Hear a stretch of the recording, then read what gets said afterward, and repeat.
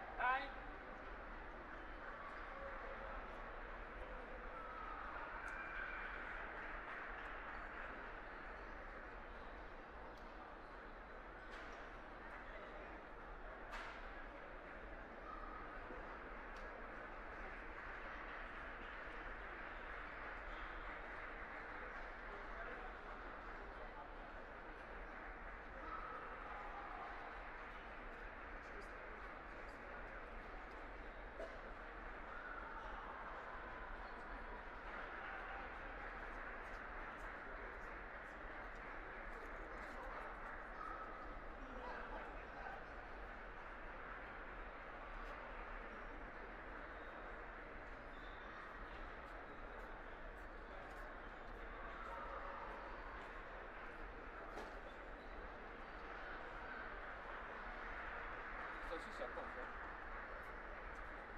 The lady is a goat, right? Okay. Can I choose color? Red or blue? Red, blue, red. 7. So which? Okay, best of 7. 2 minute warm up.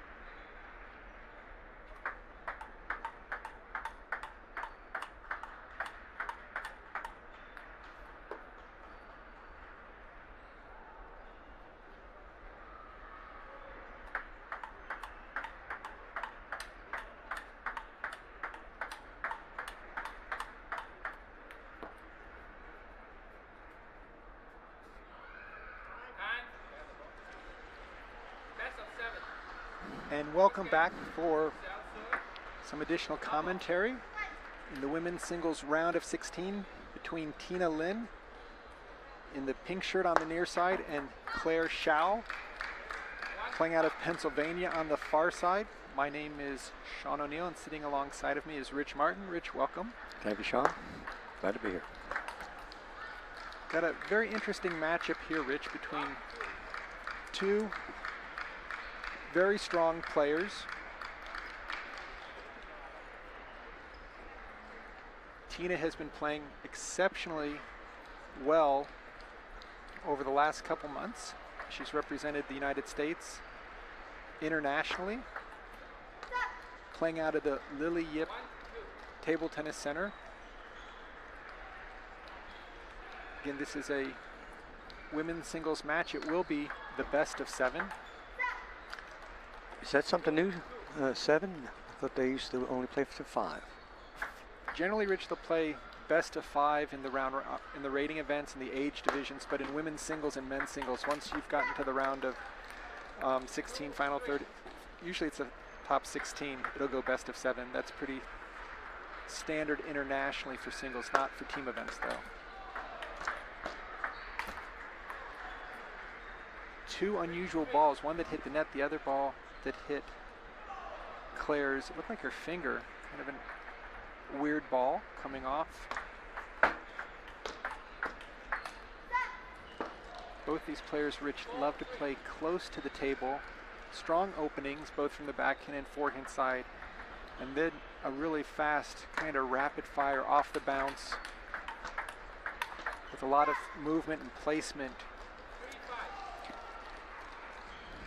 It seems like women mainly play that kind of a game versus the men. Definitely with the, generally the stronger leg power from the men's player, where they're going to try to create a lot more topspin. The women tend to have a lot more speed by playing fast and through the ball. But both these players have very good openings. They both can spin it up. Once that spin goes over the net somewhat high, you'll see that fast counterattacking back and forth.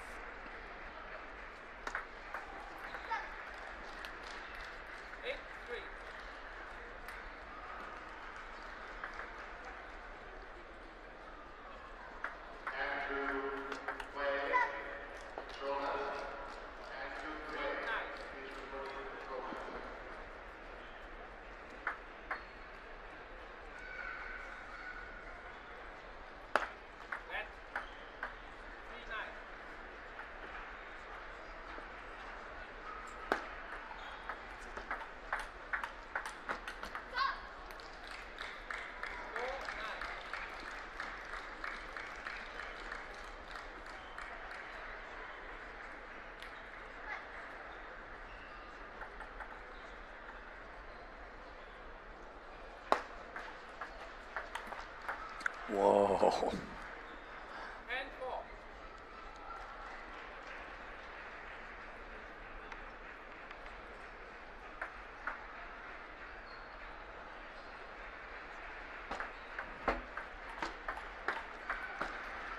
Tina just so strong, Rich, on after making that first initial opening, able to cover both backhand and forehand sides right off the bounce. Just reminds me a lot of both Ariel Xing and Lily Zhuang's ability after making that first attack to come back with a second shot, often faster and quicker off the bounce. In Tina's corner is Lily Yip, perennial U.S. junior coach, and has helped so much on the women's side.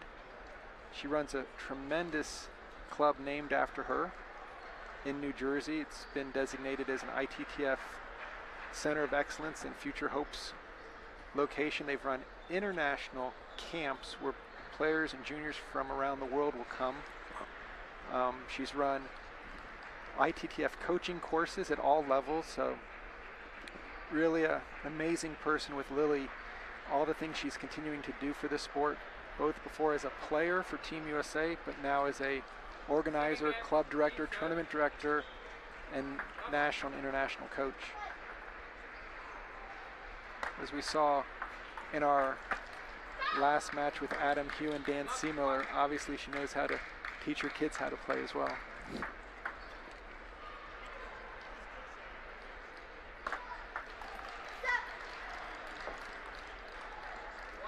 Tina's always been very aggressive.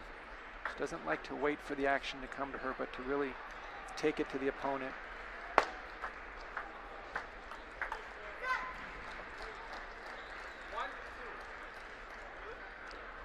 I think that's an advantage to take it to the person versus letting them take it to you. Yeah, and on the women's side, when I see both players are so fast off the bounce, to me it's scary. I'd rather slow the action down, maybe a spinnier loop, maybe go for a bigger shot. When you play against the top women, they really take that time away from you. It's so fast right off the bounce on every single ball. Not as powerful, but so quick. You got to figure out a way of getting a bigger stroke into play. And I think that's one of the issues that Claire has as a lefty.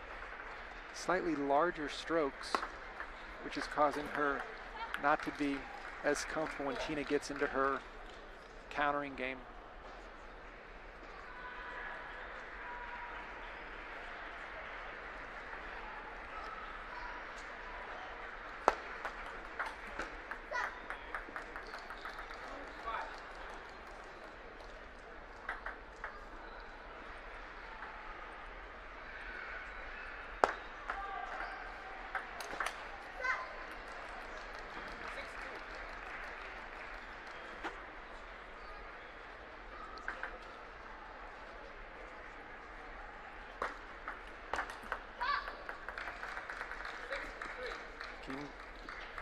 Tina very comfortable opening up as quickly as possible.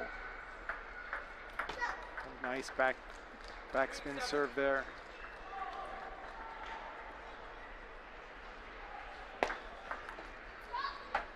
That ball really missed on the forehand flip.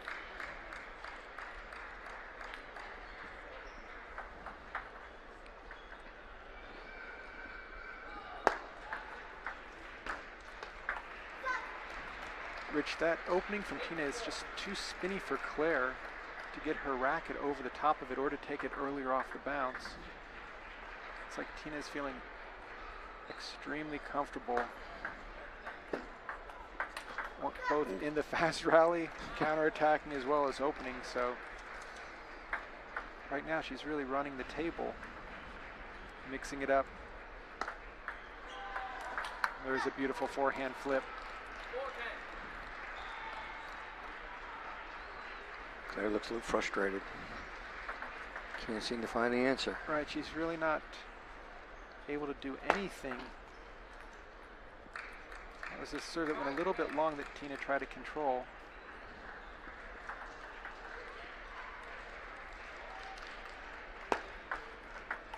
And that's a beautiful third ball attack off her backhand, but trailing 10-5 now, 10-6. Wonder if it's going to be a little bit too little too late in this game. Oh, look at that powerful backhand loop. That looked like Adam Hughes' backhand loop, and I know that Adam has worked quite a bit with Tina. It's one thing very common to have players have similar strokes to their coaches as they see them demonstrated on a daily basis on how to do things. That ball did not go over the net a couple of inches, maybe.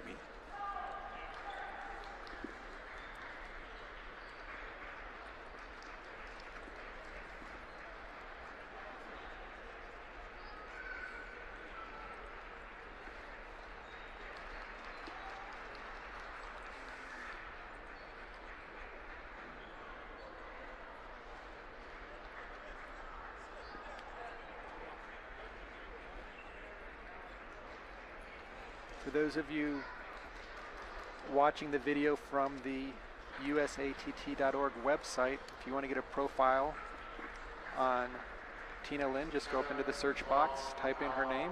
You'll actually see that Adam Hugh is listed as her coach, and she is playing out of the Lily Yip Table Tennis Center. A number of images and shots of her, as well as a brief bio on how she got started.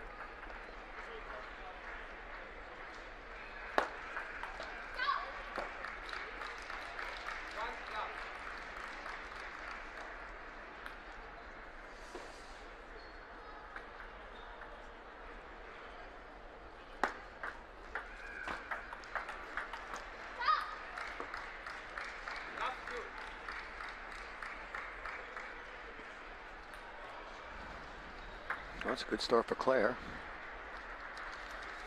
Holding her own serve now. Let's see if she can do any damage. And a little bit of a mini break there.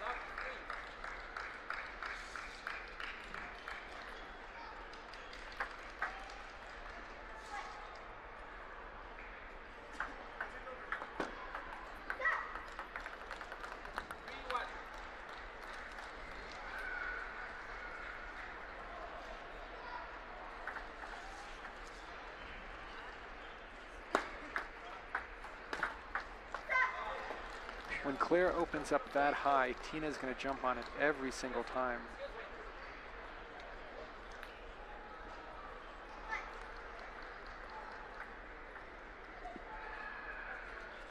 You can see Claire kind of motioning with her arm. She really wasn't in position on that last loop. Tina really not giving Claire any angles to work with. Playing a lot of balls to the middle of the table, then also out to her forehand side just to keep her a bit square to the table, not allowing her to get much backswing or much power on her forehand side.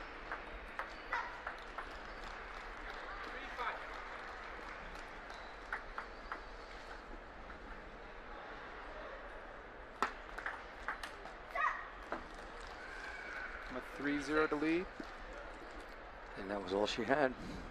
Be surprised maybe at this point in the game, not even sure if a timeout would make much sense. Would have made more sense at maybe 3-4, 3-5. But at 7-3, maybe hold it for the next game. 8 points in a row, you got to do something different.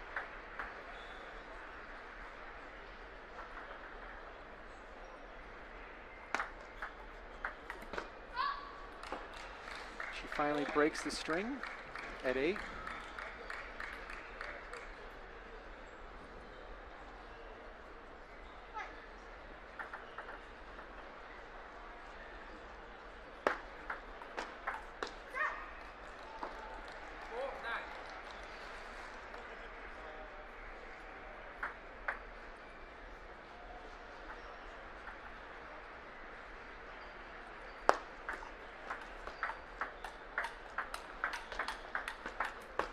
Oh, beautiful play from both players.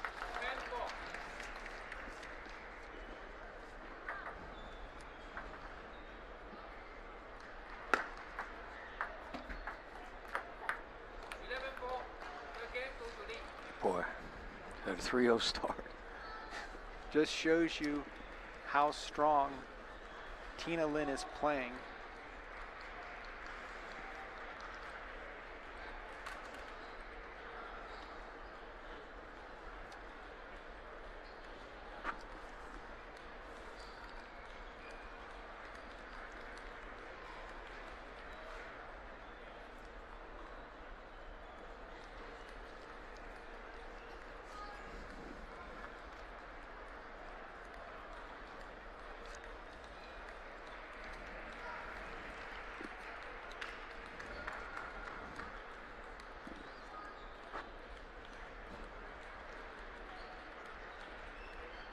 And this is the best of 7.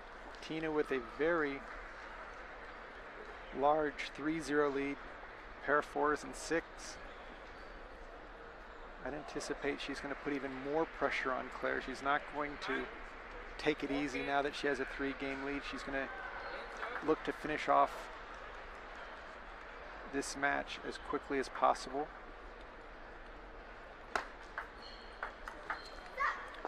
Just like you said, that was not an easy way to put it. She put a lot into that one.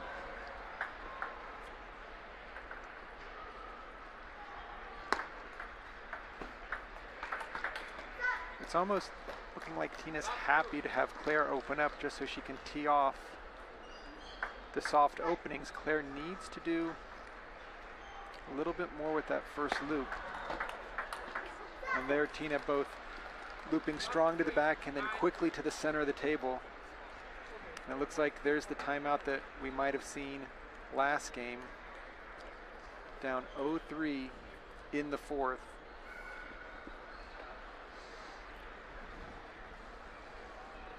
Claire really has her work cut out for her if she's going to stop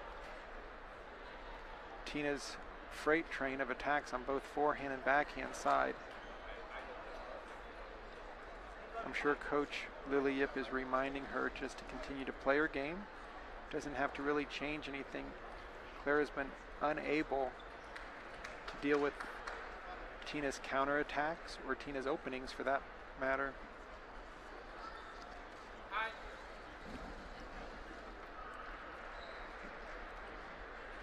This is a round of 16, and the winner of this match will play the winner of the match that is currently being streamed on court number 2 between Diane Chen and Dubina Huang.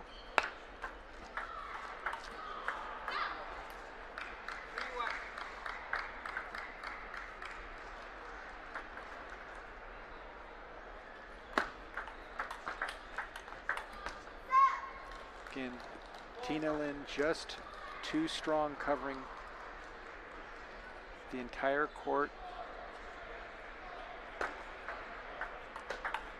Oh, that's a nice backhand attack by Claire. Yeah, she was waiting for that.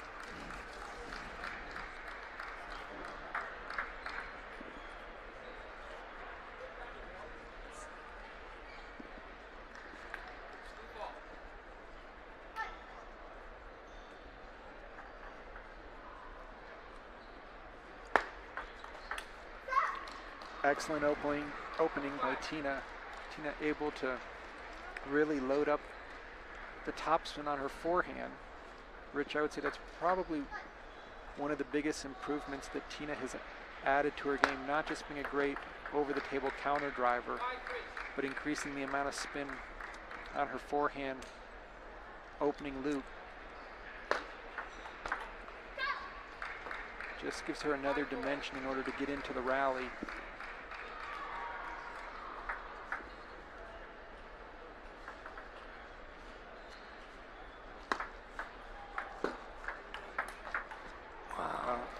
Ball looked like it might have caught the edge of Tina's racket. That's why it flew in. She saw, if you notice, she just did a little hand signal to apologize for a little bit of the lucky shot, but still right choice. Now Claire Xiao, huge deficit now in game number 4, trailing 7-4.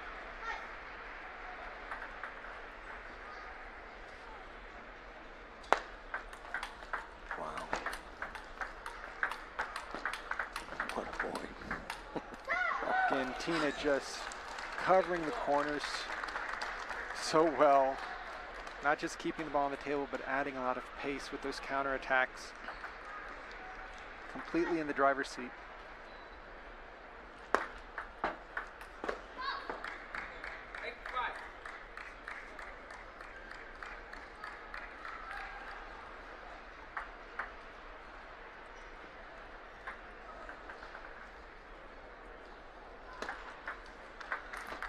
That ball was a little bit high, but Tina didn't quite get in close enough to hit through the ball.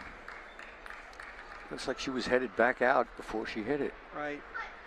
She was surprised it popped up so short. That's a beautiful forehand loop there by Claire.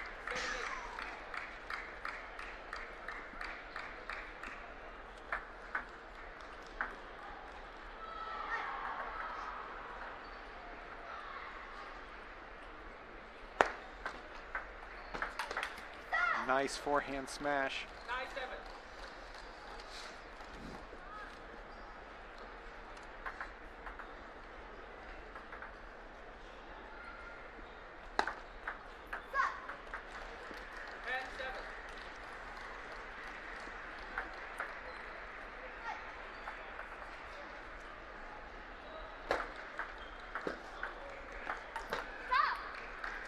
Tina needs to step in a little bit more when she's attacking that underspin ball. Even though it's high, if you're away from the ball, you're not going to be able to get much leverage to loop through.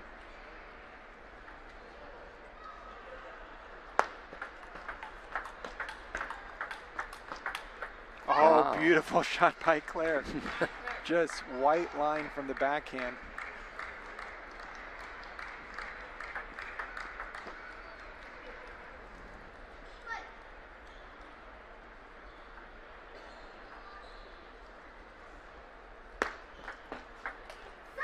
And Tina Lin will advance to the next round, quarterfinals, with an excellent play over Claire Xiao. 11-4, 11-6, 4-9. And the Lily Yip Table Tennis Center should be extremely pleased with that performance by one of their big stars and current members of the U.S. women's team that played in the recent World. So great job. If you want to jump over to stream number 2, we've got Diane Chen currently leading by 3-0, but trailing in this game. We're going to take a quick break as we reset for the next singles match on feature court number 1. Stay with us and we'll be back shortly.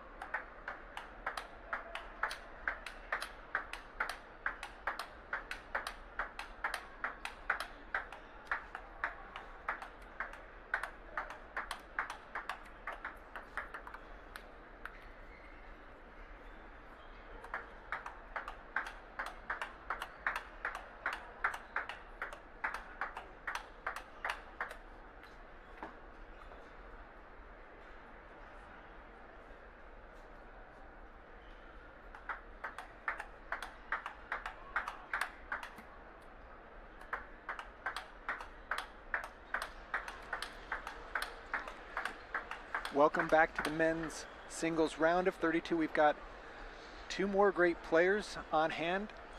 Far side of the table, Samson Dubina from Ohio. His opponent is Teddy Tran, member of our U.S. junior team playing out of California. Should be a very exciting match. Both these players very strong forehand attacks. Samson Dubina was a finalist in men's singles a number of years ago against Michael Landers. Teddy definitely an up-and-coming future star. Should be an exciting match. Will be the best of 7.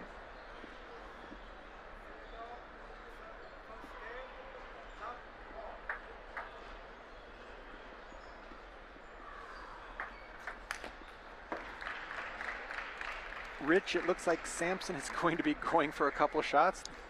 Very aggressive forehand flip kill that didn't make it on. Looks like they both had to go for something.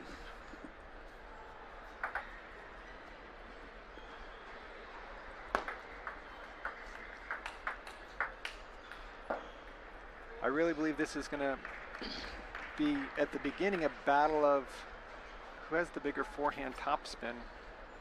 I would say that Teddy probably has the advantage in the footwork category. Very strong, both stepping around from his backhand corner as well as covering the entire court. Samson's more known for his ability to put heavy spin both on his forehand and backhand side. And his serves can be very tricky.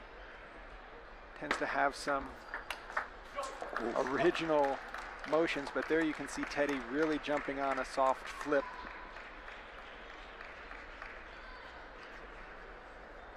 Both these players have excellent mental games. You won't see them getting too upset if they play a bad shot.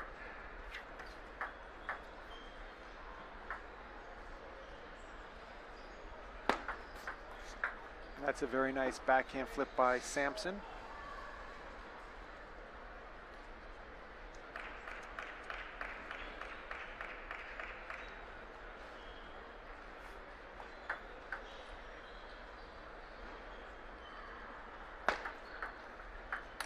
Oh, that's a nice heavy forehand topspin. And both these players putting a lot of side spin on their short serves. Samson getting a little bit of a warning to make sure he tosses it up straight.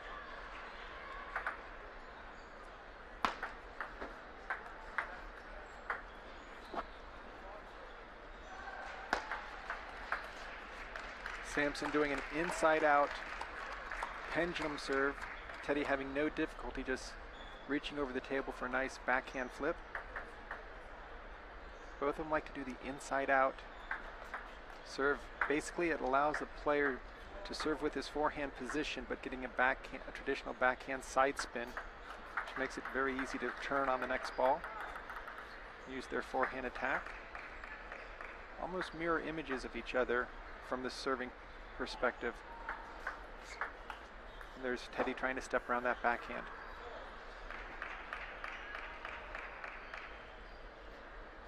Looks like it was a lot of wrist in that action.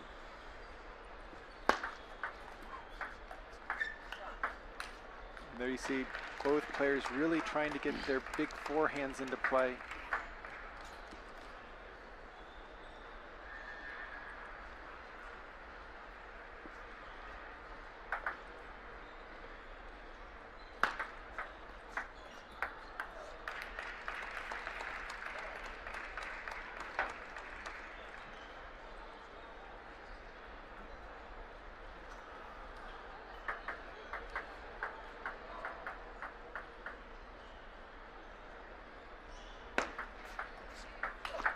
Very strong third ball attack, which as we've seen even some of the previous matches like Tina Lin and Claire Xiao. If you open up high here, it is possible to counterattack rather easily.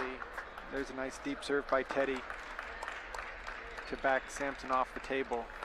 So those opening loops need to be much deeper. Otherwise, it's with today's technology and the rubber, it's so easy to counterattack. Nice deep serve by Samson out to the forehand.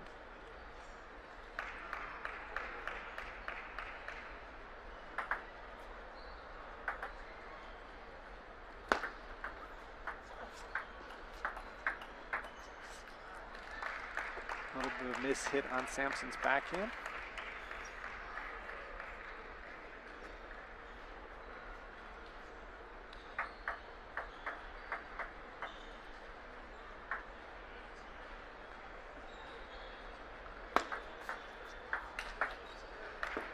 There's the power of Teddy Tran.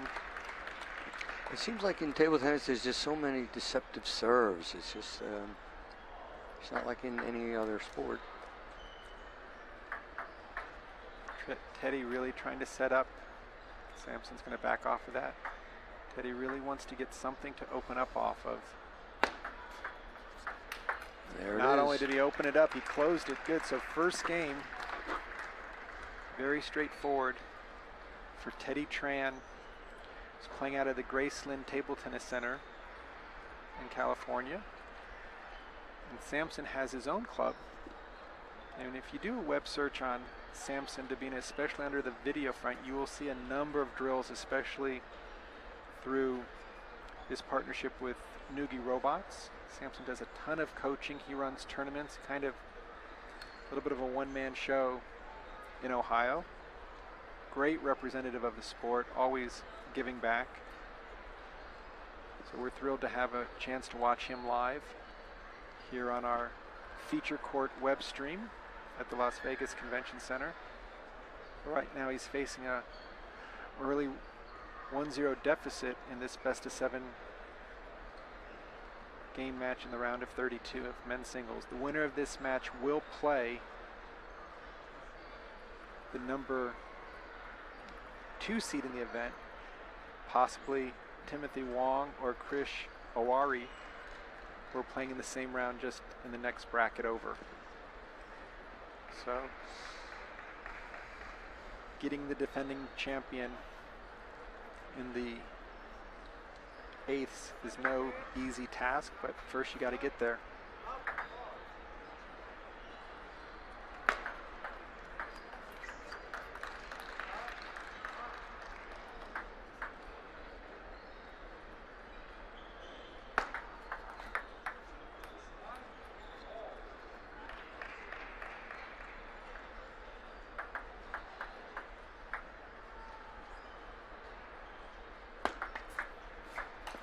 Beautiful play by Teddy Tran. Anytime you can make a strong shot right into the location on the player's body where they have to transition between the forehand and backhand, you're probably going to find an easy winner.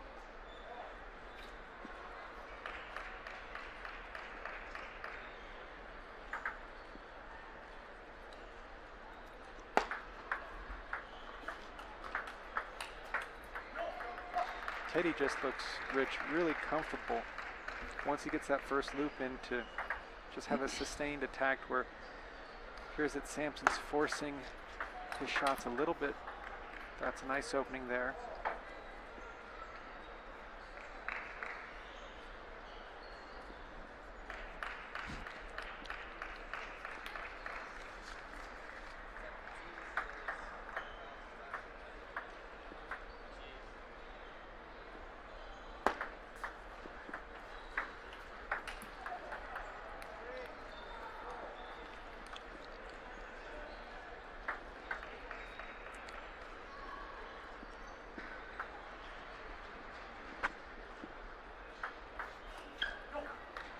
And both players sticking with the inside-out forehand serve from their backhand corner.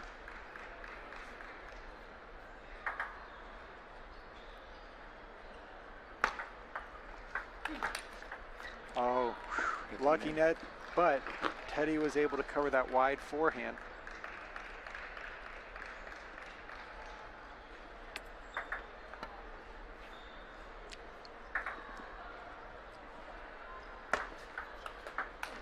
Whoa, big forehand counterattack by Samson.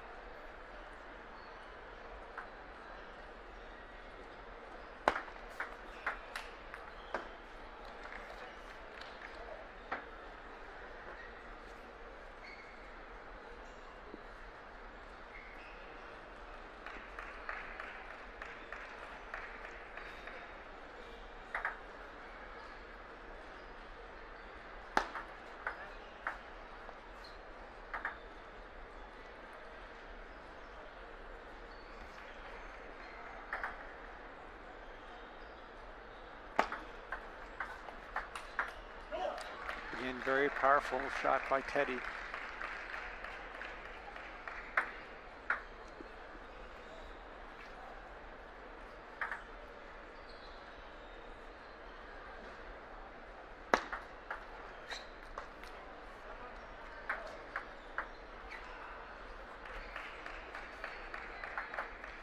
Teddy going for a backhand serve from the forehand side. First time we've seen this angle.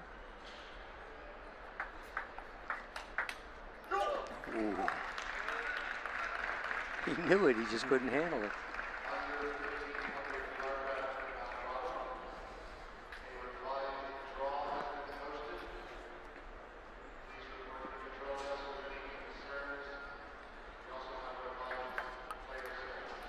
Big mental error right there.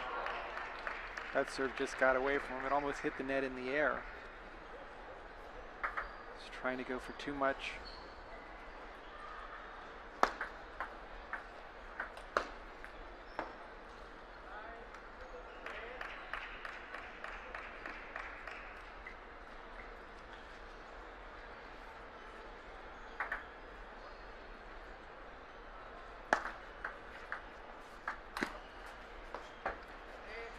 Right shot, just a little bit too much power from Teddy Tran, going for cross-court winner from his backhand side.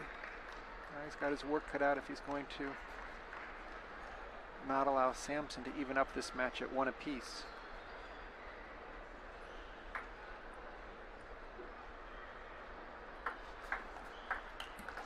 Oh. That ball looked like it was returnable. Samson unable to make that one extra step to get to it. But Teddy going back to the backhand serve from the forehand side.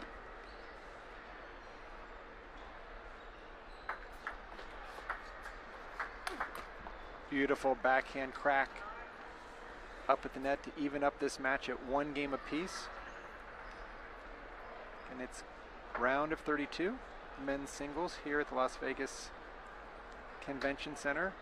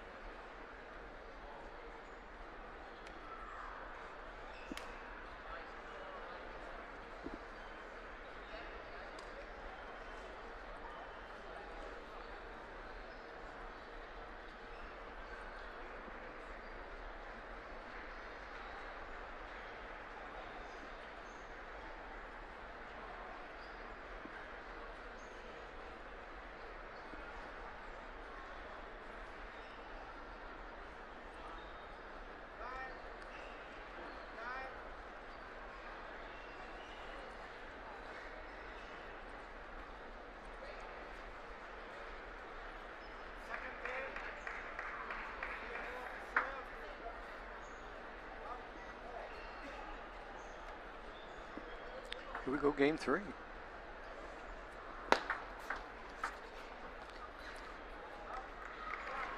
Teddy was a little surprised that Samson's serve return went so long. He ended up pushing it. Got to be ready to loop any ball that comes off the end of the table. That's a nice, oh, whoa. Beautiful play on both players. Loop-de-loop-de-loop. Very strong.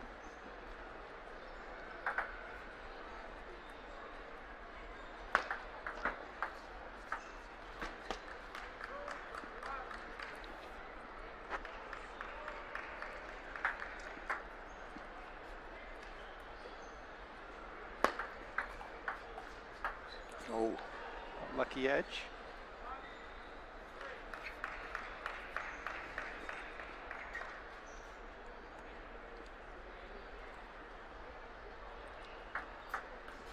That's a beautiful opening by Samson. Just loading that ball up with heavy spin. Ball doesn't even look like it bounced. It looks like it skips. Yeah, it definitely took a nosedive.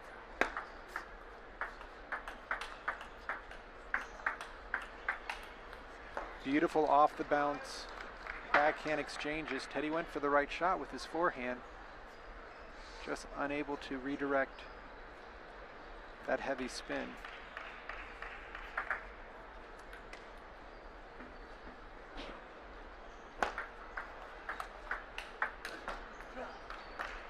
Beautiful forehand spin by Teddy.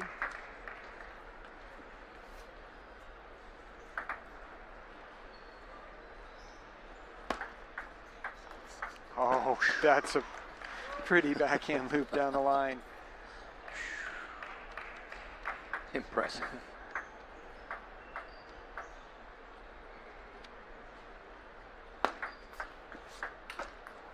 Whoa. Unforced error there.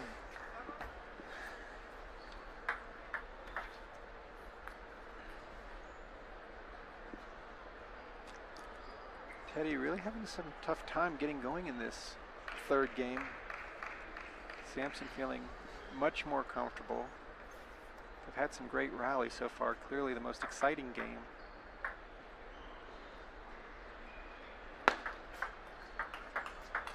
And so much similarities between these two players. Both the same forehand inside-out serve, both really nice forehands. They've hit a couple winners due to placement, heavy topspin.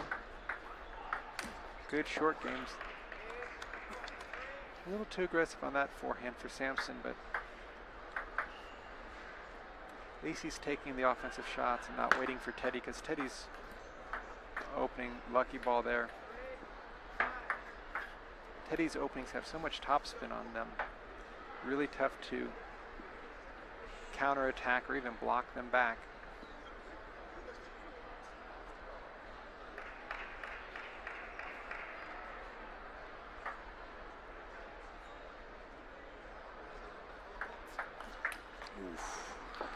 Again, Samson just jumping on every loose shot.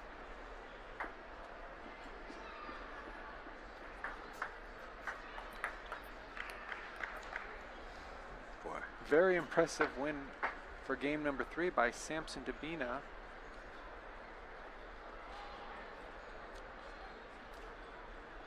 Yeah, it seemed like Teddy was just serving it up and let's see what happens, and that's not the way to play a top level play. And Samson really kind of had the upper hand on all the exchanges, and then a lot of free points off of the serve and serve return. Interesting to see what type of tactical change Teddy goes for this game in order to get his offense. It wouldn't surprise me if you see him coming out, maybe serving a couple more long, really fighting for that first loop, maybe fewer drop shots, because the ball tends to float out a little bit if it's not read completely perfectly.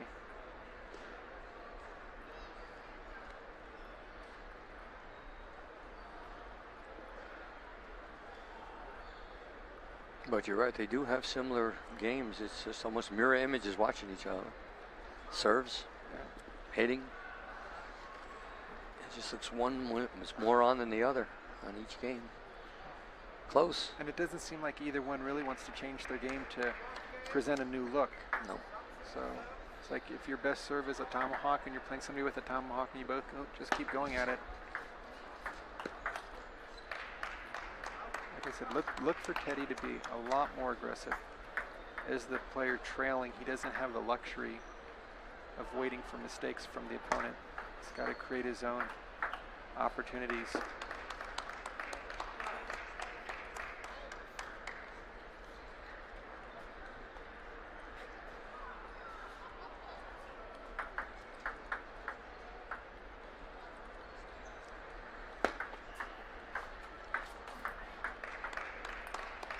Samson needs to move his feet a little bit more if he's going to be that aggressive off of a short flip.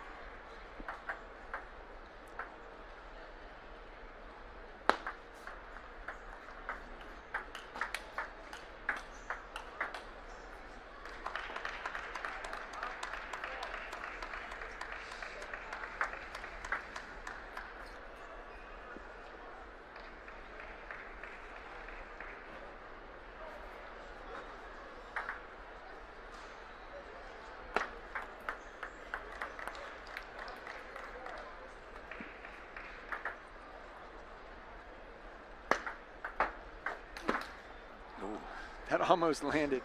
Samson took a huge swing. Looked like it might have hit off the handle or the finger. Teddy's paddle just took a nosedive cross court.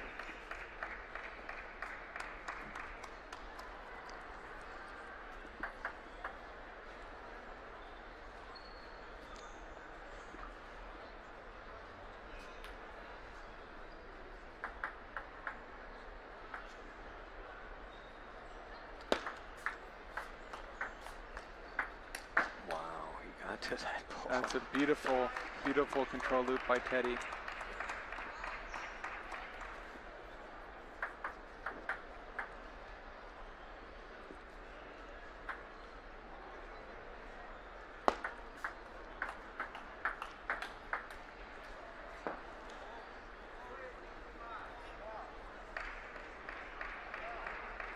Samson really has a great opportunity this game, Rich, if he's able to battle back. Go up 3-1, be a very commanding lead. That's a nice forehand third ball attack. He was down 4-0, so it's looking a lot better now. So easy in these 11-point games to almost not necessarily give away the game, but place less importance on it. Samson's right in there right now.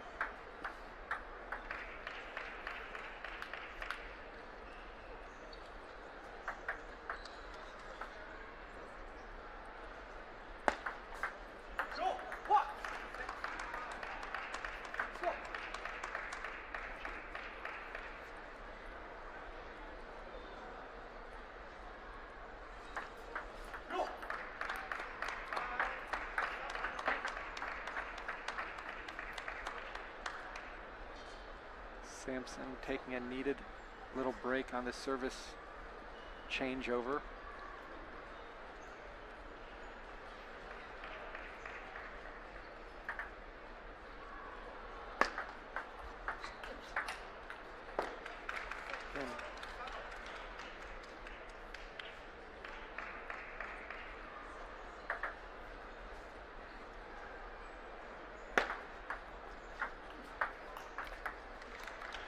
Very nice backhand opening. And Teddy's going back to the backhand serve now. Interesting if Samson were to push it deep to his backhand. He's going for a flip. Samson's looking very strong right now. Seems like Teddy's left the forehand inside out, jumping over to the backhand. Now he's going back to the forehand serve.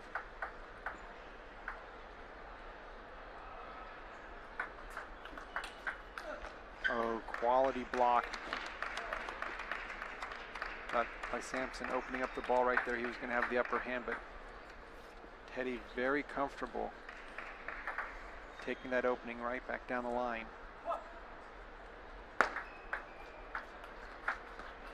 And again, very strong backhand loop by Samson.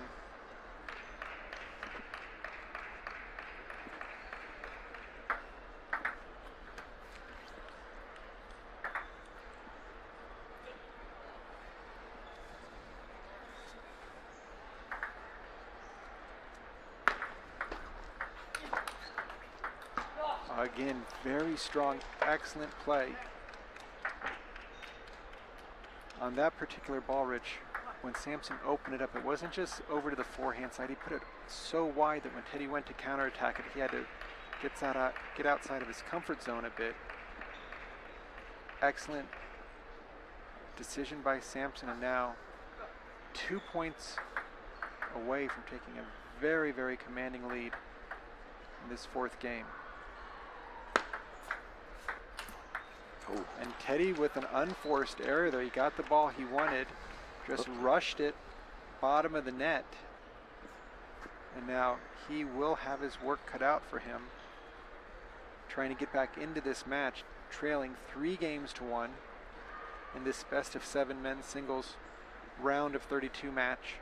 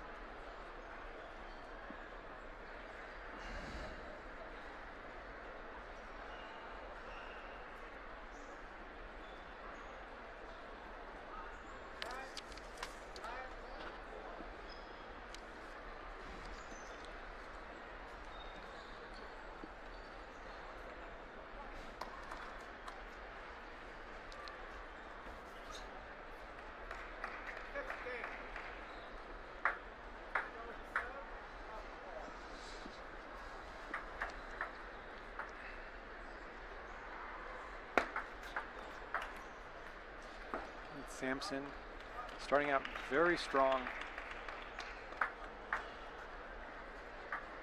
Getting his backhand opening going. 2 in a row off of Teddy's serve. Now he'll have a serve with definitely a mini break. You think that's a mistake when they let the other person open up? I mean, Teddy was... I don't think it's Teddy's choice. I think he's having a tough time keeping the ball short. There's a timeout by Teddy. As an offensive player, the last thing you want to do is be blocking. So off the serve, the problem is that the ball has so much spin, as well as playing here in Vegas, which is a little slightly higher altitude. Ball tends to kick further than it would at home. 3-bounce serve at home bounces only twice here in Vegas because it's a little bit faster, drier, and higher. So that's one thing. If you can control your serve and keep it short, better than the opponent, you're going to have more opportunities to make a stronger opening versus a kind of a safer opening. So Teddy's definitely having issues. Samson's not having to play outside of his comfort zone in order to put the pressure on Teddy, and Teddy's being forced to make really strong world-class shots in order just to score. It's usually the server has the advantage. I would think that Samson would tell Teddy here, you keep serving. He's having an easier time opening up, but for both these players, it's keeping their serve short. There's a nice short return. Samson knows he's got to make that shot. He doesn't want to open up too high because Teddy's counterattack is quite strong.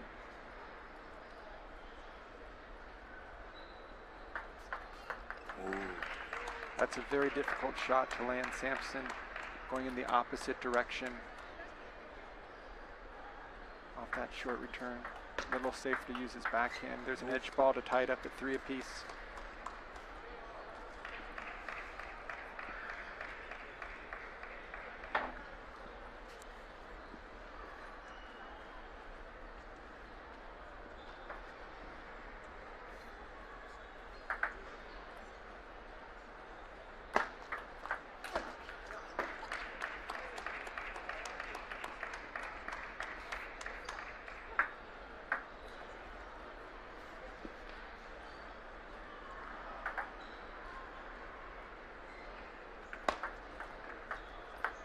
That was a huge mistake by Samson.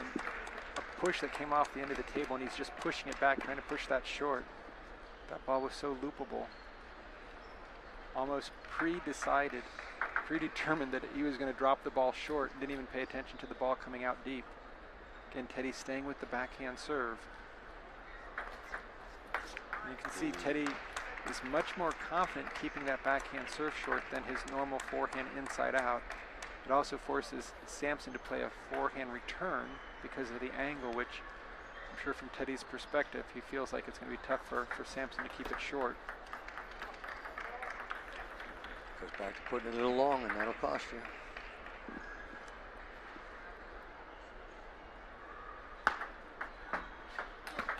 And again, Samson with a very, very nice heavy opening from the forehand side. And keeping it short. So again, really surprising why he's pushing deep pushes. Doesn't make any sense. Sometimes I guess you just don't see what you're doing wrong. Or you're timid or afraid and you don't want to make a mistake, so you do the safest thing possible versus actually doing what makes the most sense. That serve.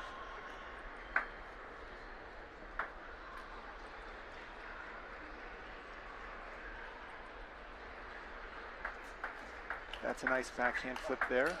Oh.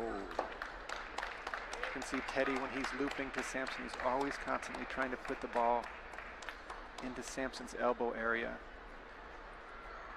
in order to take advantage of forcing the opponent to move an extra step. Or half.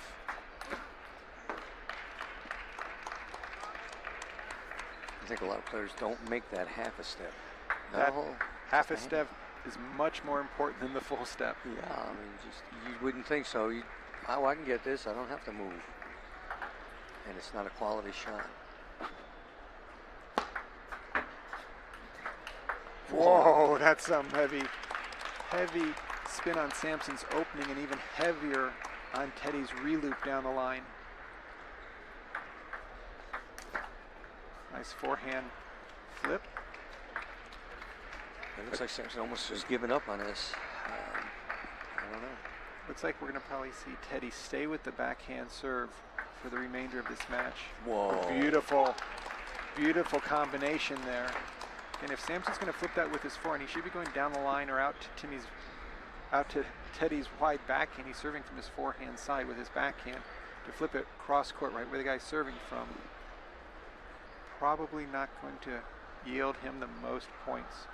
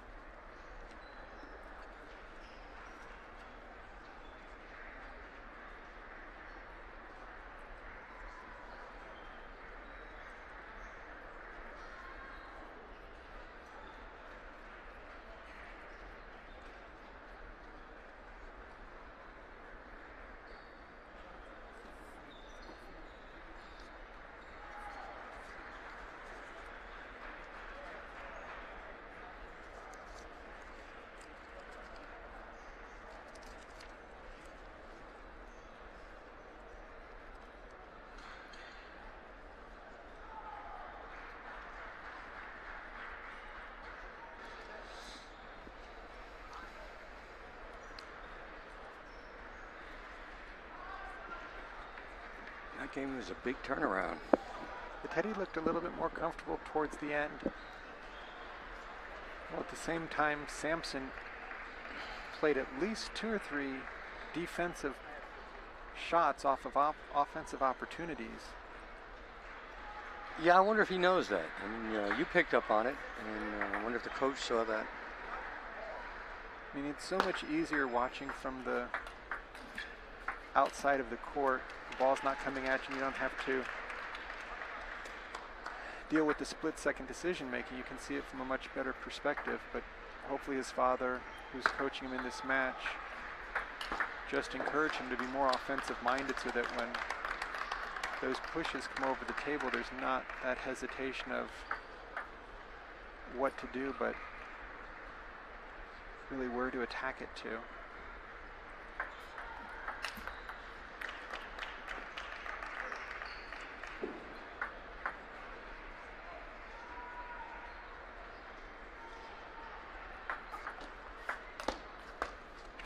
Easy mistake there by Teddy, and he knows each one of these points.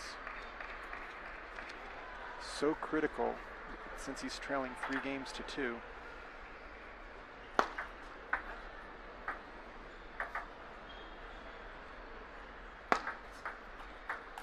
That's a nice opening. You see again, Rich, how low that first loop stayed. Yeah, and the serve looked like it was a little too long to let him open up on it. That ball was ripped a little too hard.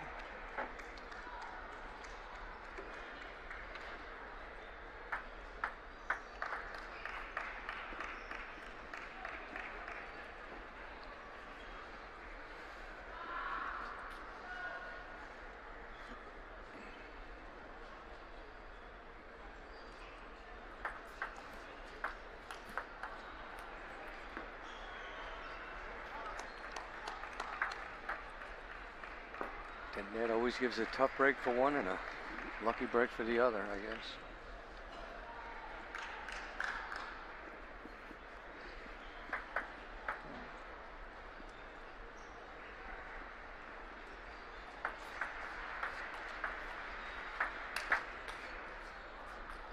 Again, it looked like Samson was going to counterattack that ball, then right at the last second he just blocked it over. He's trying to be a little too careful. Doesn't want to make any glaring mistakes, but he's given up so much of the offense.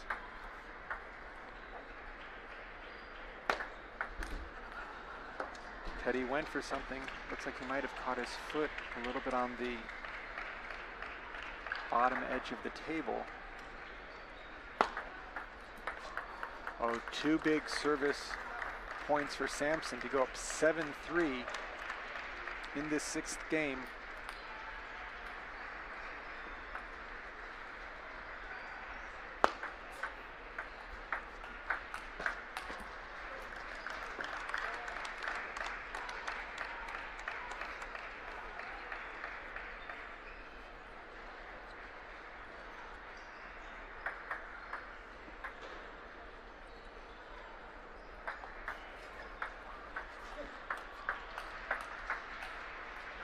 Nice combination there, but Teddy very strong up at the table with those blocks.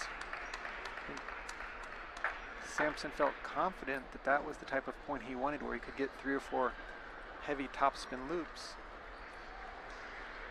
Now he's got the serve back. See, I'm sure he'll stay with the inside out short ball to Teddy's forehand. Last 2 times, Teddy had 2 direct misses. There's a deep serve and a beautiful forehand loop. A little misdirection into the backhand side. Samson's won the last 3 points on his serves.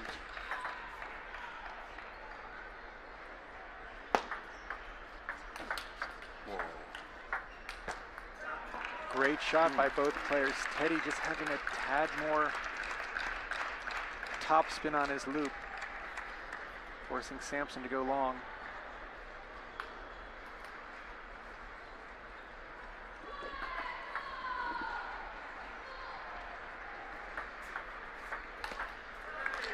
And Teddy very, very strong on the opening loop, and there's going to be a timeout.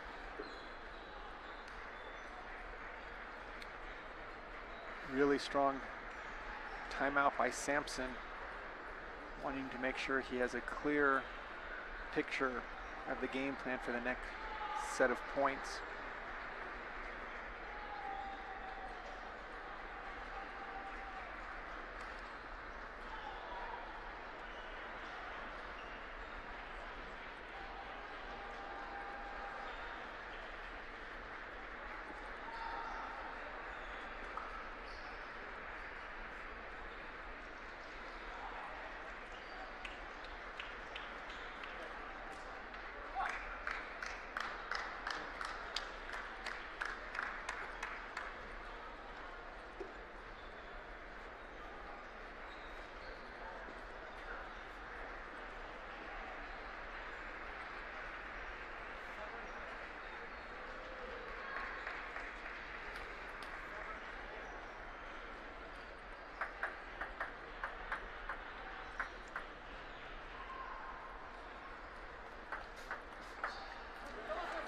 Very strong backhand flip. So credit that timeout as a good choice in order to play the right return.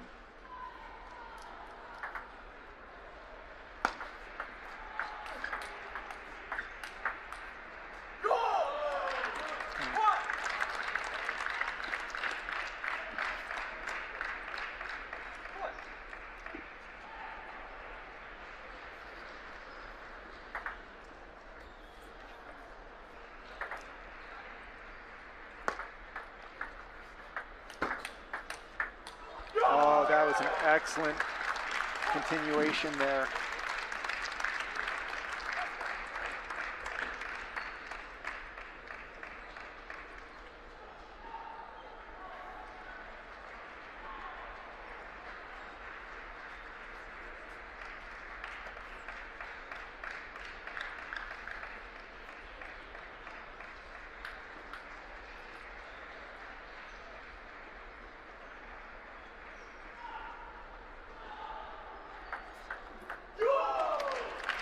Huge point for Teddy Tran.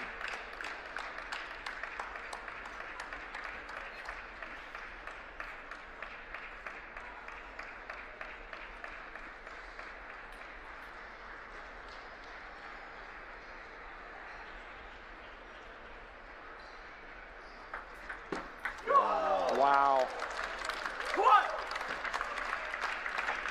We are going into the 7th game.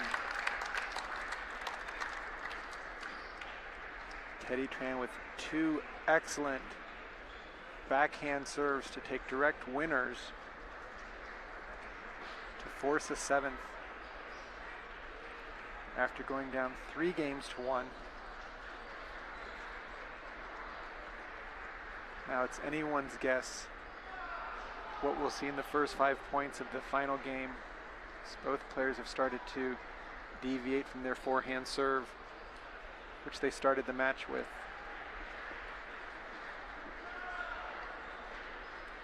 And this will be the last time they get to talk because there's no timeouts left. Both players have used their one and only timeout. Teddy with a little bit more of the momentum, at least the emotional confidence that he finished that game with. You can see him bouncing as he's coming out to game 7. Interesting to see if that last game stays with Samson, if he's able to forget that and start fresh.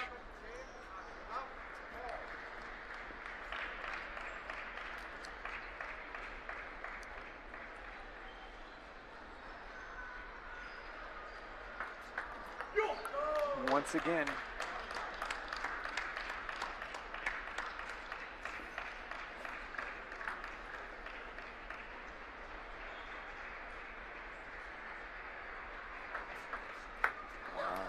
wow, 4 direct points in a row.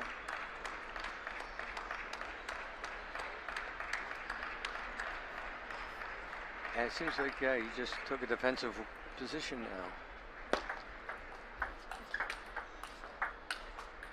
There's Samson getting the better of that exchange with heavy topspin. Teddy unable to deal with that increase in spin. And now Samson finally getting his offense going.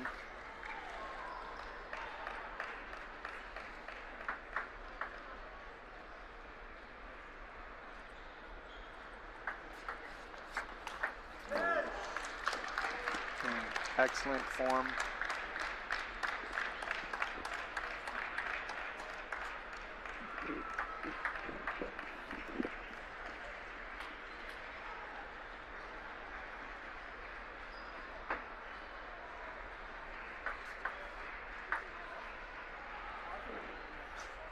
Umpire raised his hand. Samson wondering why, but yeah, I'm wondering why.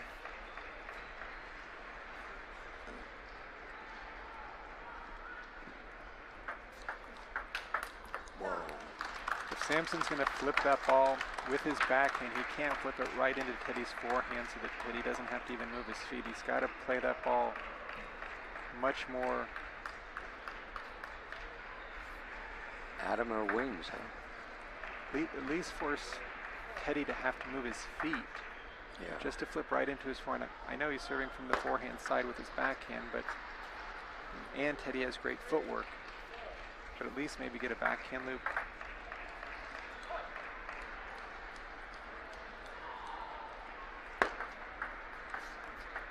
That's a ball hit the net off of Samson's loop, but that's the right idea. He needs to be spinning the ball up.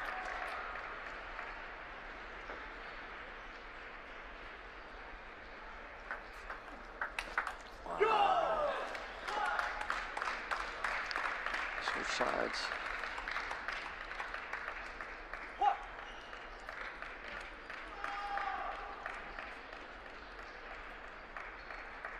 Looks like it's pretty even right here.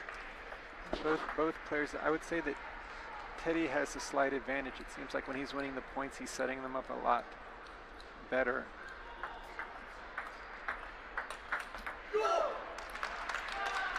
Samson's reaching for the ball a little bit.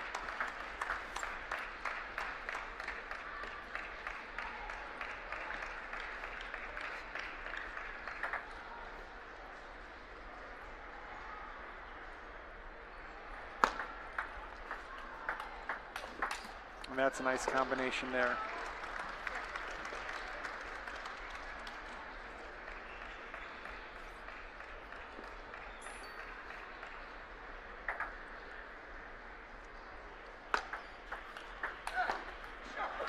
Serve just got away from Samson.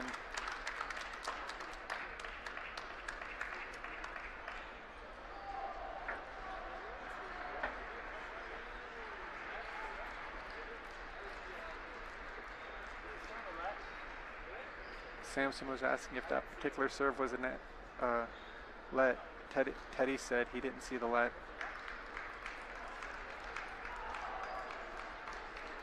It's a little late to be calling it. Oh, he said he called a let. Oh, what's going on? The umpire, the scorekeeping umpire, said he saw a let. Samson felt it was a let. And looks like they're going to replay it.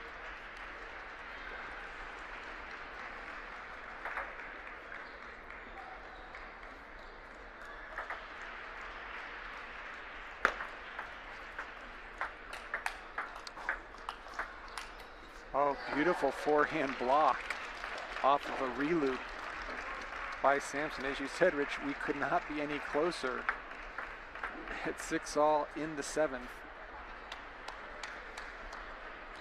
And they both really look pretty even. I mean, just a slight error is really costly now, I can tell you that.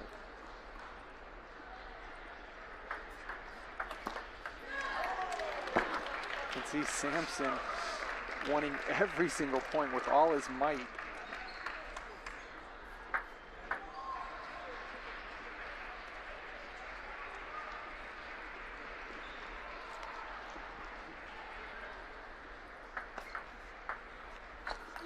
Oh, huge forehand over the table.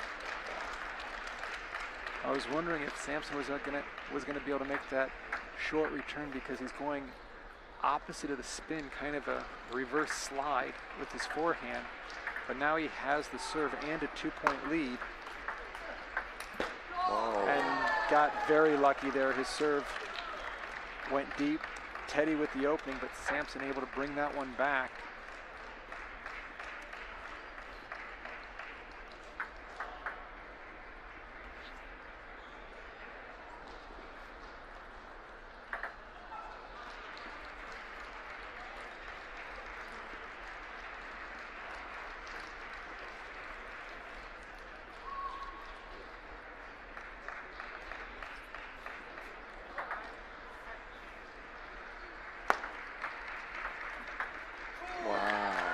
Again, 4 match points for Samson Dubina to advance over Teddy Tran. Teddy has the serve.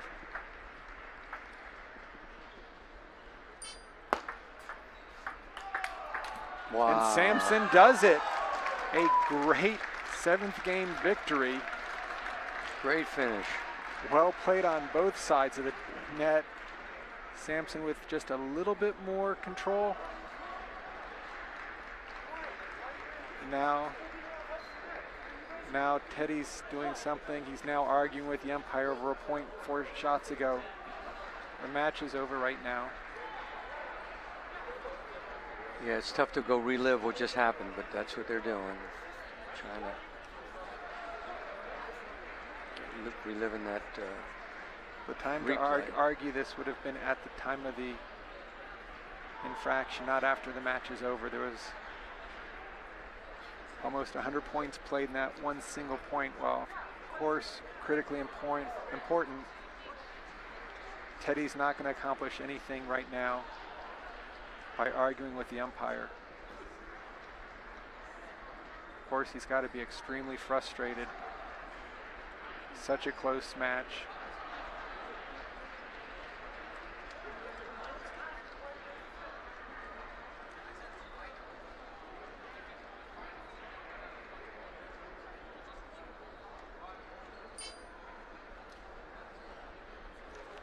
So we're going to take a short break. We've got a number of matches. Coming up, both in the feature table number 2, which is about to start. Some very strong women's play. And we'll be right back for more action from the Las Vegas Convention Center.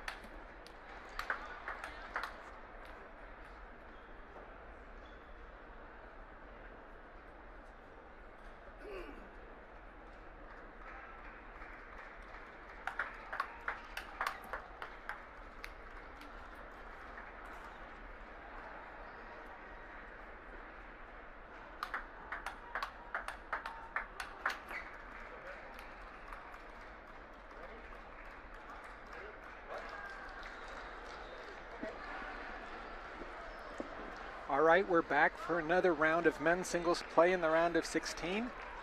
My name is Sean O'Neill, and I'm joined by Corey Eider. Corey, congratulations on your outstanding match with Jonathan Au. It's nice to be able to grab you in between rounds. Yeah, thanks a lot. It's good to be here, and it's good to still be in the tournament. Absolutely. So we've got a battle from last year's men's singles finalist against David Zhuang, a 6-time singles winner. Should be very interesting to see what type of tactics Jeff Wang uses. He's known for his huge forehand, a lot of power, not too much finesse, but can really blast the ball. There's a nice combination right there. And as we saw earlier in the tournament, when David Zhuang beat Billy Ding, David really had to use a little bit of everything in his arsenal, both kicking serves, quality misdirections, as well as a change of pace with his pips.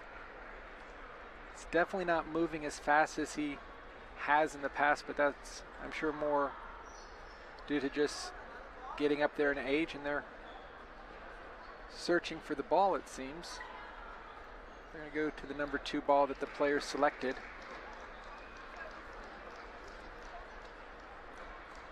Generally, players would like to stay with the first ball that they chose for the match. They might hit a couple balls just to get a sense for, let's see.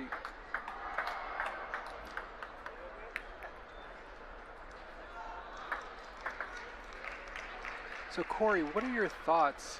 It seems that David is such a good player off of the other person's pace, and Jeff likes to bomb the ball. Do you think it will get to the point where Jeff starts moving David around, or will it be just pure shot making? One thing I think that's going to be interesting is whether or not Jeff's going to have something to get out to David's forehand. I think that's going to be the key for Jeff, and he's got to be ready for the long serve. You can't let David get the free points off the long serve because the serve and receiver are so good. And Jeff's got to be able to feel comfortable spinning balls over and over again, because one bomb's not going to get the ball by David, even though he's not moving really fast. Oh, nice forehand attack off of that serve. Even though David's not moving that fast, he can still get out there and make one good block.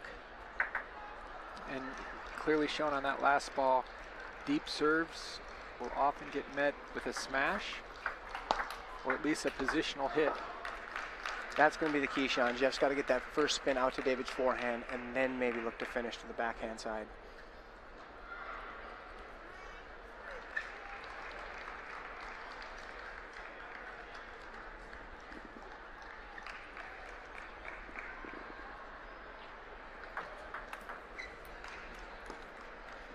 The one thing I know for sure, when Jeff goes for a shot, there's never any hesitation. He takes a full swing. There's the spin out to the forehand again, Sean. That's going to be really important. David's got to keep Jeff from doing that. If I was David, I would serve like 80% of my balls to Jeff's short forehand. Just kill that angle from a lefty going inside out. Force him to go into David's back, in which David can go in either direction quite easily. That's such a bomb. I mean, and with no hesitation. I mean, there's no second thought. How do I slow spin? He's just taking a swing. I mean, yeah, Jeff's forehand's real big. And one of his better shots actually is for Jeff, it's his backhand block. He really punched it hard, but that's not going to be a factor in this match with David using the short pips. There, David with a reverse penholder backhand off the deep serve, but Jeff, expecting it, just jumped on it. Be interesting to see how David handles Jeff's very strong offense. There's the kicking serve. It's going to be another 3 inches wider than what you see off the bounce. It jumps out. You either have to take it earlier or know that it's going to do that jump. You can't time it as if it's just a normal side spin high toss serve. You will not hit it in the center of your racket. You'll see it off the edge of the racket, sometimes off the handle. That ball's jumping all over the place. I think David's going to try to exploit Jeff's not the quickest guy out there. He's got big shots, but He's not the quickest guy, and I think David's going to look to exploit that. He's going to serve him deep, and then he's going to serve him short to the forehand.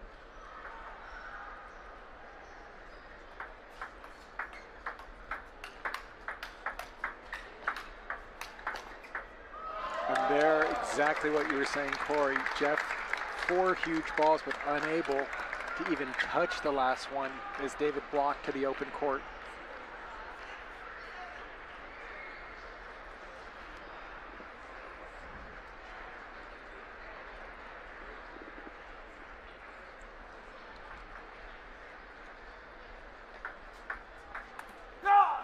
There's that short forehand again, Sean, that David's going to try to exploit, and he's doing enough short forehands to Jeff just so Jeff can't hang back and let that first big bomb go all the time. He's going to have to keep him coming in and out.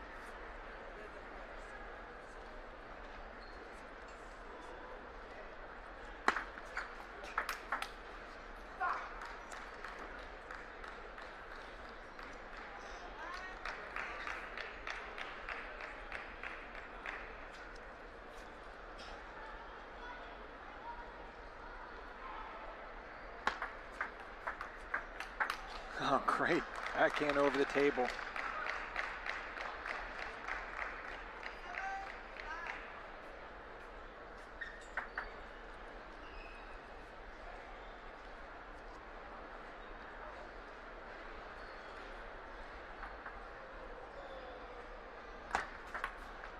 Interesting reverse. I don't even know what that would be. A reverse backhand. Adam Hugh has that serve, and he calls it the double reverse.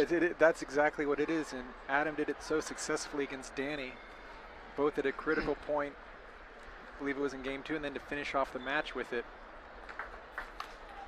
And just to tell you, Sean, that Adam can do that serve against anybody. He played Hao Shuai, and Hao Shuai didn't even take a step when Adam served that serve against Hao Shuai. It's a devastating serve against lefties. And I was going to say, and it's the same lefty with Jeff serving it out to the righties forehand. So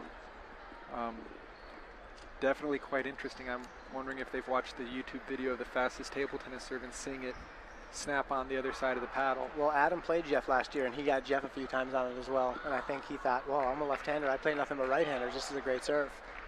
Because Jeff does have a regular reverse that's really good.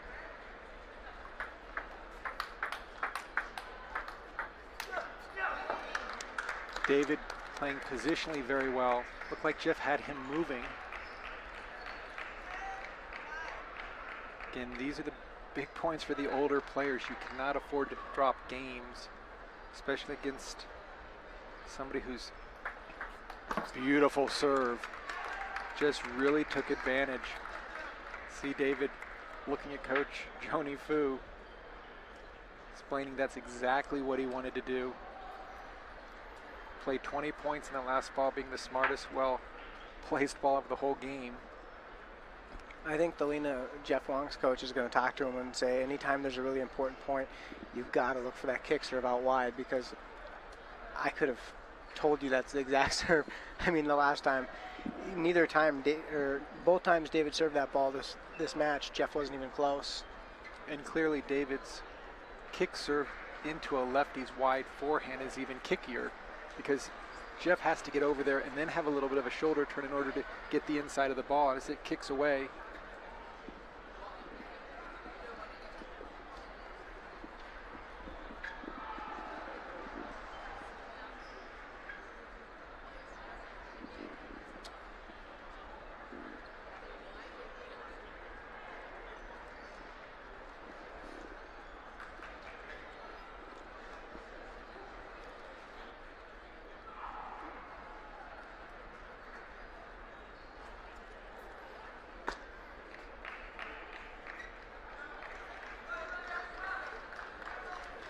getting ready for game number 2. You'll be able to see the jump on the serve much more from this angle.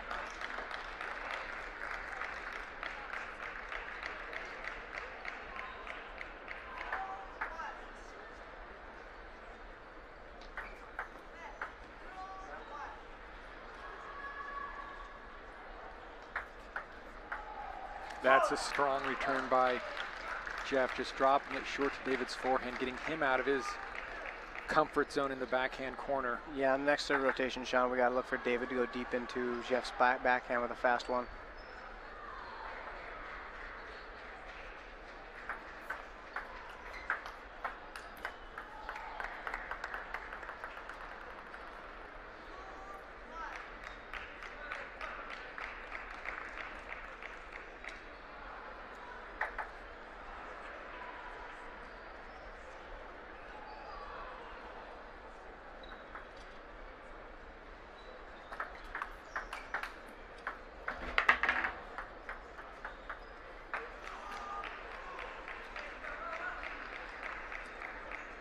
I bet you David's going to try him with a down-the-line serve here, one of these next two serves. There it is. Yeah. And Jeff was ready for it, just the ball has a lot more spin and movement. You think a person's playing with pips, they're not going to get that much spin on the ball. The amount of wrist action, and really the racket speed.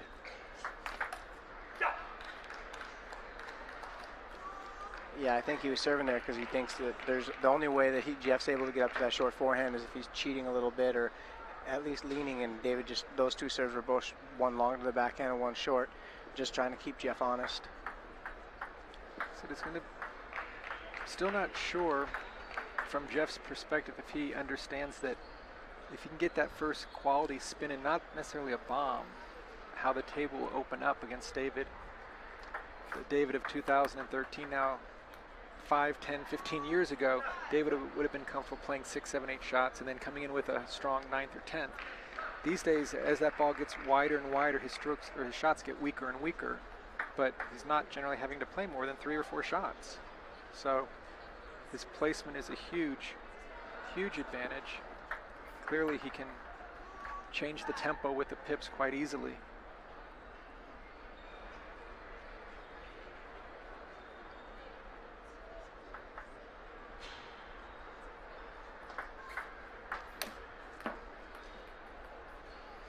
Jeff's able to get some bombs off Sean, but all these points in the small game, they count for the same thing. Just because you whip the ball by somebody, then you miss a couple drop shots and you kind of get lazily get up there for a flip, that's not going to cut it. I mean, no risk on that opening from David. Well placed right into Jeff's elbow. David can do that 10 times. He's going to be up 8-2 at worst. Could even be up 9-1, but Jeff's got to do a lot more than just try to play one strong shot after another.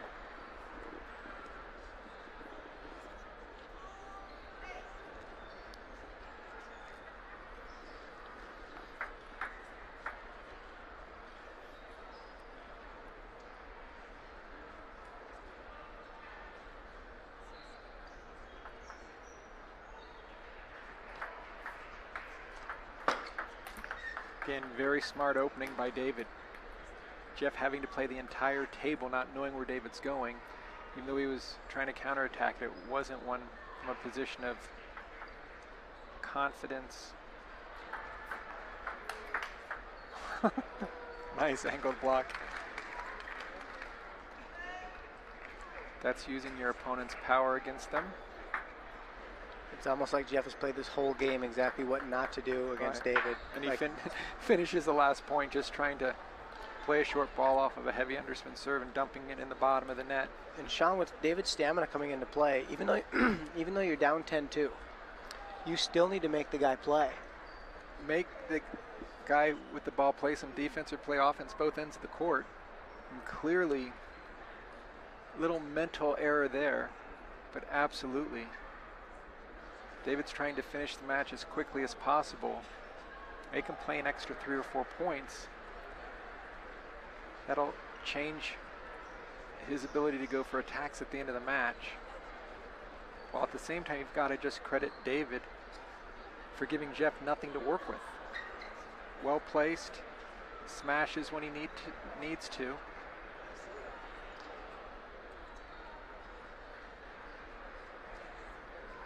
Jeff's going to have to make some adjustments if he's going to change the outcome of this match.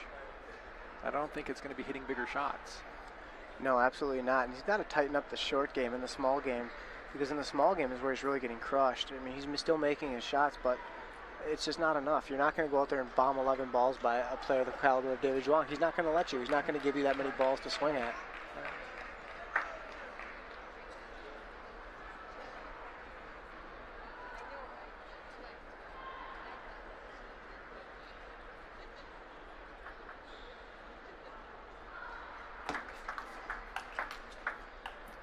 And that's going to be very tough. David completely happy with that type of play. After Jeff makes the first ball, he's actually dropping it with those blocks. Jeff's got to move in a lot closer to the table if he wants to keep the pressure.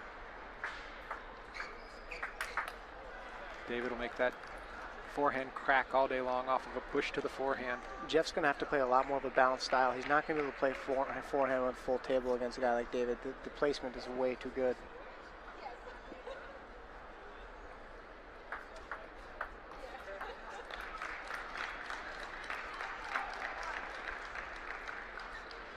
Corey, I think that's where I see the biggest difference in David's game this year compared to the prior times when he'd won men's singles, is his opening loop just doesn't have much on it. But Jeff hasn't even been able to get to that stage of the match. He's been either missing or going for so much on the first ball, but he hasn't moved it around. Hasn't made David have to work for the point.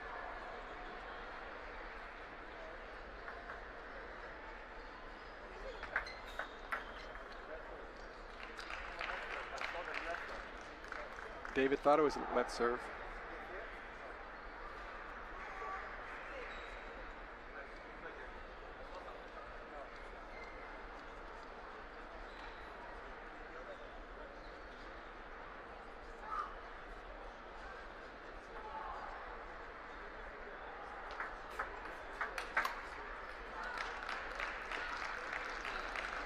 That's a good tactic by Jeff to serve, make that serve go a little bit longer. The one thing people make mistake when they play pips is serving too short. When you serve it too short, it gives that drop shot. It makes it so easy for them, and they can drop it so short.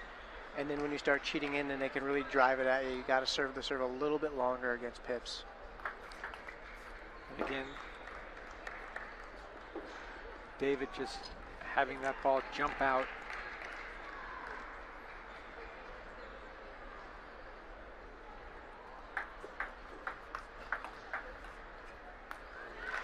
That's a good play.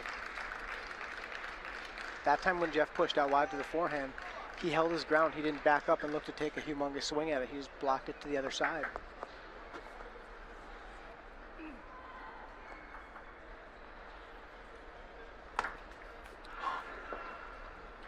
Nice idea. Not enough table there.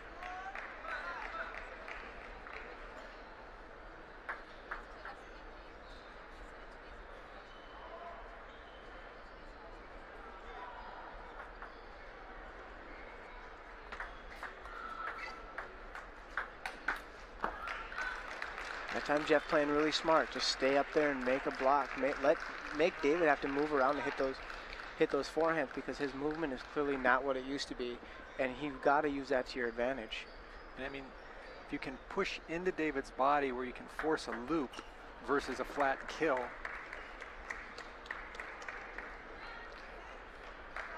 Anytime David wants a point, that's the serve he goes to. I mean, they're direct points. It's not like he has to work for them other than the... How well was that placed, though? High toss serve. Looked like Jeff played a forehand and a backhand, then he just jabbed a backhand push at it. Got to move your feet. You got to take the small steps in order to get into position so you can spin it up. And David's really smart. He knows Jeff wants to take that ball with a forehand, so he plays it just enough to the backhand side to make it really tough for Jeff to take a swing at it.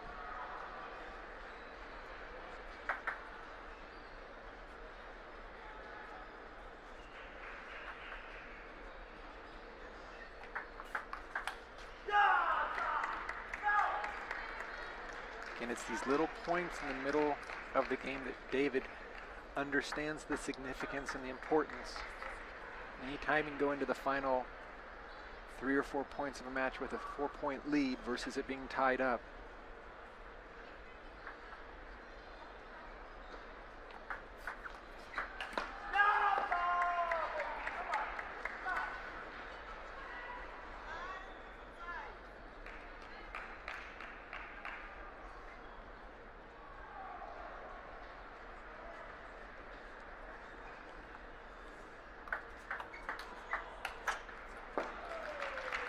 Jeff looked very comfortable with that forehand down the line. But the thing that set that shot up, Sean, was just a nice, soft, spinny ball. And then look to finish on ball 2, 3, 4, 5, or 6. There's the kicking serve. Jeff unsure whether he should be playing it off the bounce, whether he should let it kick out. I don't think he can let it kick out because it's going so wide to him and he's not footwork-wise close enough to where he can still swing at it. So maybe take it off the bounce and top it to the middle, get a block versus just going cross court and letting David then pound it with his backhand down the line.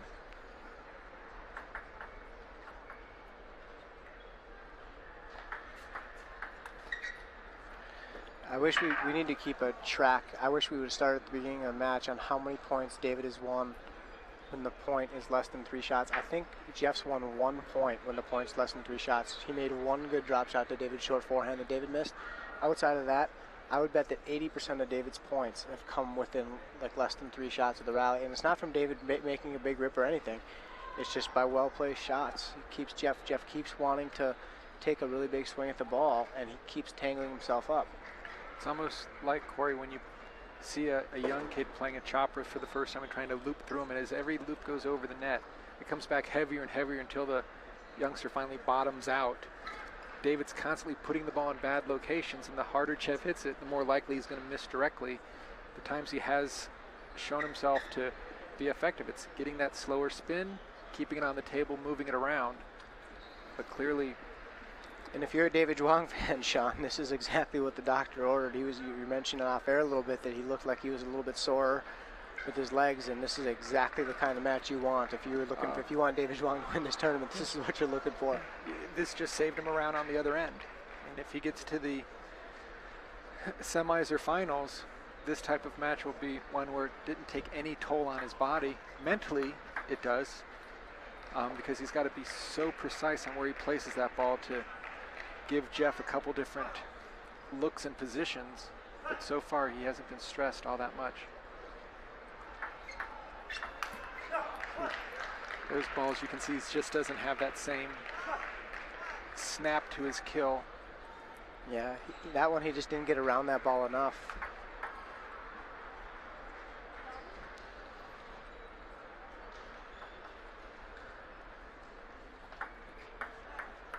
And Sean, normally when you play people with short pips, the whole idea is you talk about ball 4, 5, and 6. The first couple balls you don't even discuss all that much. I think the mistake, and it's Jeff's style. I mean, Jeff doesn't play a soft handsy put it on the table type of thing. He's looking for any ball to go 1/4 of an inch above the net so he can overpower it with more spin than the person like here right there. But got to get ready when the ball's coming back. That was just a flat block flail at it. Take your time, use your wrist, spin the ball on the table. You're playing David Zhuang, man. The ball's coming back. You're not going to get it through him, even if you hit to the more difficult. I mean, like if Jeff were to play every point of the match, Sean, like that, you would see a different score. So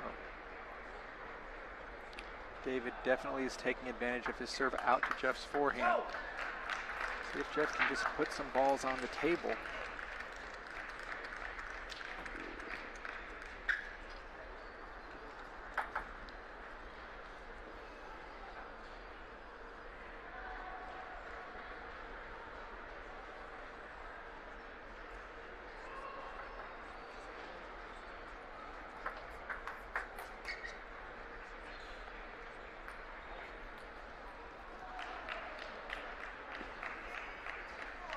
Just shows how important his experience is.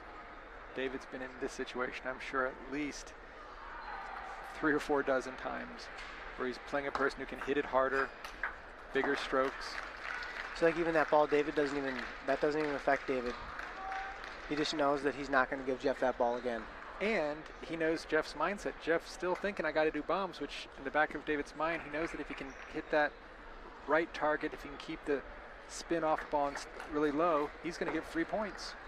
Like that? Just keep it in play. And one of these separation points, I wouldn't be shocked to see a kick serve out wide to the forehand of Jeff Wang. Or even inside out to Jeff's elbow.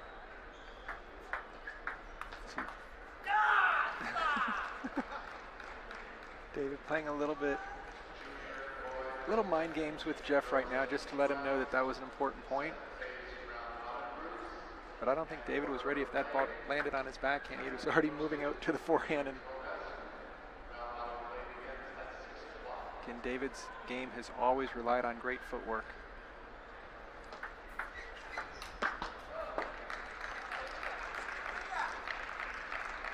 And David's upset with himself for giving him that high ball.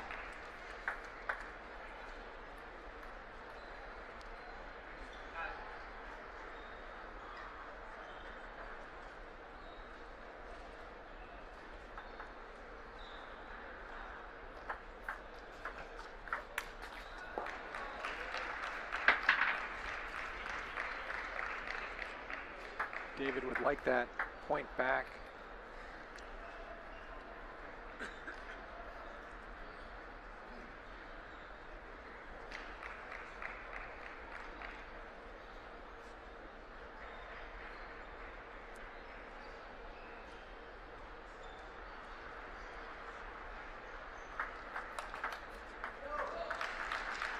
And Sean, with David's physical condition, this is still a really important game if Jeff Wang can get things rolling a little bit. We saw the exact same thing when he played Billy Ding, and Billy was able to get that fourth game and start to put pressure on.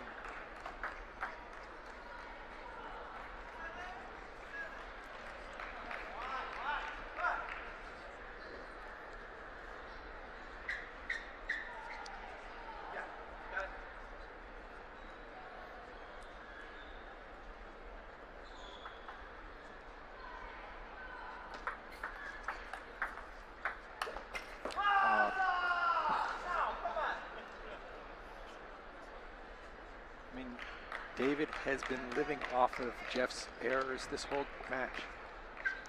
Maybe three balls by him. Yeah, and they were sitters. Right, and the other 40 points he's won have been on placement, change of pace, angle, and getting Jeff to swing at shots that don't make that much sense. That was a smart play by Jeff. Just getting out there to the forehand and playing a softer shot. And credit to David, Sean. He's making this look really, really easy, but Jeff Wang's serves are very, very good. I played him in doubles, and he's got very strong serves.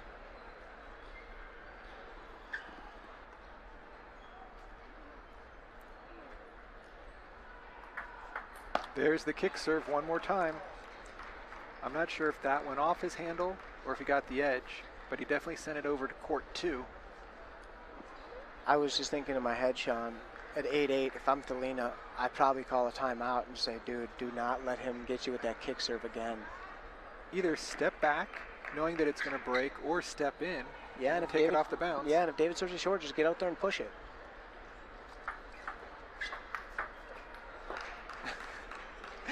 David showing a little bit of a sumo move at the end of that one.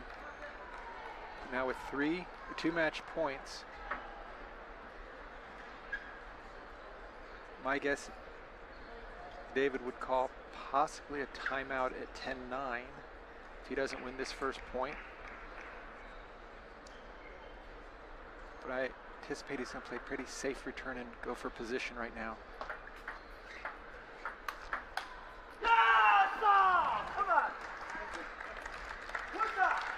Quick and dirty.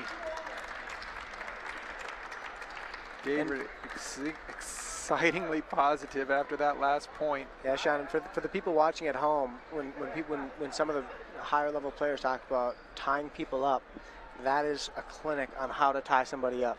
Because Jeff, he's going to get out that match and he doesn't even know what happened. Just a complete tutorial on what not to do. And for a person who's having issues moving, doesn't have the same footwork that he's had over the last 25 years, David wasn't forced to do anything other than perfect placement, change of pace. I'm sure if they played another game right now, Jeff would still not have a clue. No, I agree with you. It's like being a home run hitter against a changeup pitcher, and now you've spun yourself into the ground 3 times and you're wondering what he's going to throw next. Right. He's just swinging at the balls that aren't there. And the changeup pitcher retired 5 years ago. Right, right.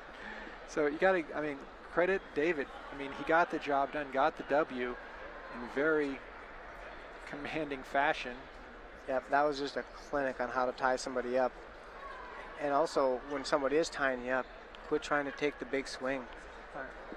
I know from playing David in the past as a righty against righty, when he does that serve cross court, it's tough to get around it.